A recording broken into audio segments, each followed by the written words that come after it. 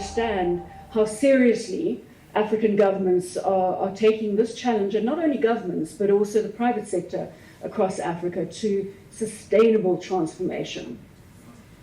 Yeah, thank you very much. Just from the last part that you ended, African governments taking leadership. Actually, Africa is a leader when it comes to climate change. 90% of the ratification of the Paris Climate Change Agreement have been done in this African continent more than any other continent in the world.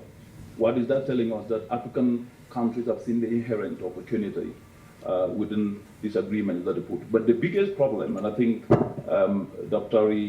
Kitui also alluded to this, has been implementation.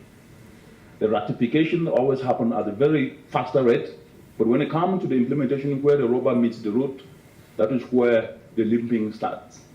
And so what needs to happen at the moment is to turn those policies into reality. We need everyone on board. We need the private sector on board. We need governments on board, but we also need individual citizens. And I think there has always been this missing link where we look at development as a pure government-driven agenda. And I want to make this point, which is the time for government to regulate, to proliferate policy and implement policy and monitor policy is long gone. The role of government is to create an enabling environment so that the private sector and individual citizen can come in. But when you look at that, it then means that if we are talking about 60% of the continent's population that is being youthful, are these youth having the rightful skills to be able to tap opportunities? And the other aspect is, which was mentioned by Sanil and also mentioned by Dr. Kitui, the continent of Africa has 65% of uncultivated riverland, but you have 257 million people going to bed hungry. The continent of Africa has 365 days of sunshine. You have 620 million citizens energy impoverished. The continent of Africa is at the bottom of the value chain, as Dr. Kitui pointed out. Why? Because they export raw material, that's exporting employment and importing unemployment.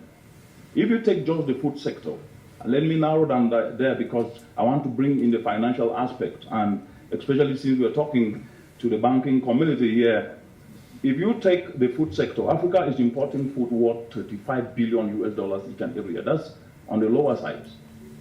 That they are importing unemployment and exporting employment. When you look at the uncultivated riverland in the entire group, in the African continent, so that means that if you are to invest in adding value to what is produced, you will be indirectly reversing the 35 billion that is being used to import unemployment into the continent. And more importantly, the continent is losing $48 billion as a result of post-harvest losses. If you take, for example, there is a constituency in Kirinyaga County here called the Moe constituency. And that is where rice is being produced mostly. But Kenya is importing rice worth 200 million each and every year. But what you notice on the ground there is that each farmer that produces rice, when there are downpours, they lose 50 kilograms of rice because they use the sun to dry.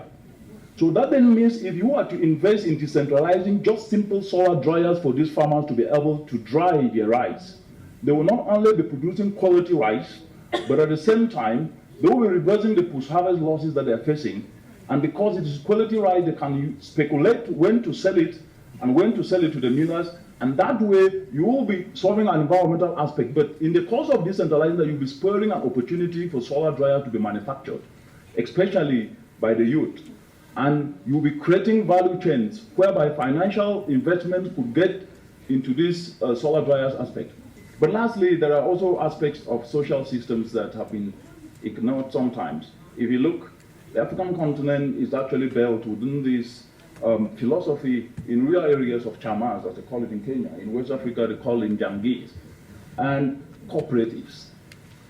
Leveraging on these cooperatives is not just a fabric that have existed for quite a very long time, especially these chamas, whereby banks can tap into them, because what the research is telling us is that there is a financial gap of about 300 billion in the continent, especially in these local communities. Well, when you introduce blockchain, especially in the banking sector, whereby you can capture some of these actors that don't have bank accounts, but you can capture the information, you will be filling that gap of 300 billion, whereby most of these farmers are smallholder farmers that will then start not just to produce the food, but can now be able to afford solar drive to add value. Lastly, the quality of people. We're talking about investment. Where do we have the people with the skills to be able to leverage on the investments that are coming from a financial dimension to drive transformation? So skills retooling, especially for the youth, so that they can become the actors to drive transformation and leverage on opportunities to be able to move forward. Dr. Kuti mentioned about remittances, the diaspora remittances into the continent. By next year, they are projected to be 51 billion. Yes, above 51 billion.